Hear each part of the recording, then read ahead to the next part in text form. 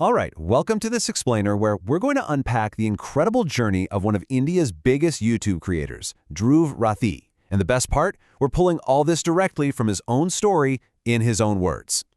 Okay, so let's just dive right in. It all kicks off with this just massive milestone, 10 million subscribers. I mean, that's a number that's kind of hard to even wrap your head around, right? And to really put that into perspective for you, that's more people than the entire population of a country like Switzerland. Seriously, that is a huge audience. But behind a number that big, there's always a personal story. And to celebrate this milestone, he actually invited everyone for the very first time to hear that story right from the beginning. So, where does a story like this even begin? Well, if you really want to understand the creator, you've got to go way back. We're talking long before YouTube. And believe it or not, it doesn't start with politics or big social issues. Nope, it starts with Lego, a simple webcam, and some clay. So Dhruv Rathee was born into a pretty normal middle-class family. Mom's a teacher, dad's an engineer, definitely not a political household. But then his father's job took them to Malaysia. And it's on a family trip there that he discovered something that would, without him even knowing it, plant the seeds for his entire future. And that thing was Lego. And what's really amazing about this is how, as just an 8-year-old kid, he basically reverse engineered how video works. He figured out that, hey, if you string 24 photos together, you get 1 second of film. So what did he do? He started making these tiny 2-second-long claymation videos, taking one single photo at a time. I mean, that was his very first creation. Incredible. Okay, but let's be clear, YouTube wasn't even on the radar yet, not even close. For a long time, his path was, well, it was anything but clear. He was really just trying to figure out what he was meant to do, which led to this whole period of exploring and just trying to find himself. And this timeline, it just lays out that journey perfectly. When he was 14, he was all about detective stories, so naturally he wanted to be an investigator. Fast forward a couple of years, he gets hooked on travel shows and starts dreaming of being a host for National Geographic or Discovery. And what's cool is that's a passion he's actually living out right now on his vlog channel. But, like a lot of us, he quickly found out that the reality of these dream jobs, well, it didn't quite match the fantasy. A little bit of research showed him that being a modern PI was less about solving these thrilling mysteries and a lot more about catching cheating spouses. So yeah, that dream kind of fizzled out pretty quick. All right, now let's get to a really crucial moment, a turning point that would completely change his entire life's path. You know the classic story, right? One door closes, and a totally unexpected window opens up. That's exactly what happened here, and it set him on a course he never, ever could have seen coming. So after he finished school, his number one goal wasn't engineering, it wasn't some fancy college. Nope, it was joining the armed forces. For his family coming from Haryana, this was a really big tradition. This was the path he was absolutely set on.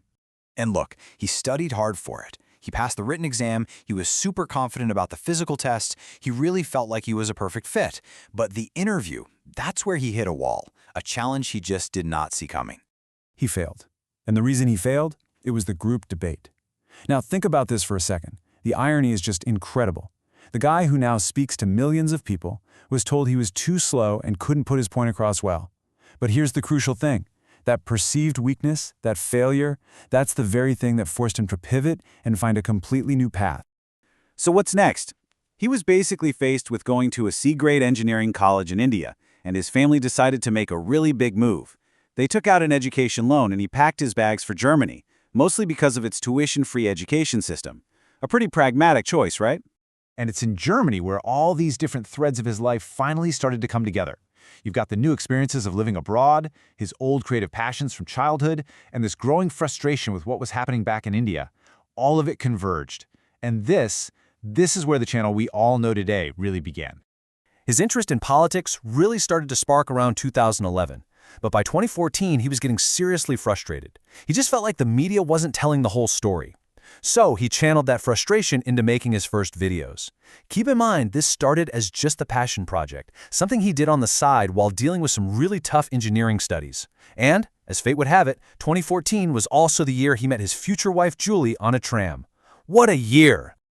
So, the big question is, how do you go from a simple passion project to a full-blown career with over 10 million subscribers? Well, it definitely wasn't just luck. It really all boils down to a core philosophy, a mindset that he applied to pretty much everything. It became his personal principle for success. He didn't even know it at the time, but he was basically applying what's known as the 80-20 rule. See, he figured that getting to 80% in his studies, being a good student, that was manageable. But pushing for that last 20% to be the absolute topper, that would take up all of his time. So by aiming for good enough in school, he freed up all this time and energy to chase his real passions. And this, right here, is probably the biggest takeaway. He never focused on the subscriber count. The numbers were never the goal. The real goal was just to get better. Constant, steady improvement. Just making each new video a tiny bit better than the one before it. And all of this really brings us to his guiding principle, a famous quote that just perfectly sums up his entire journey. From that curious kid playing with a webcam and some clay, all the way to a global creator.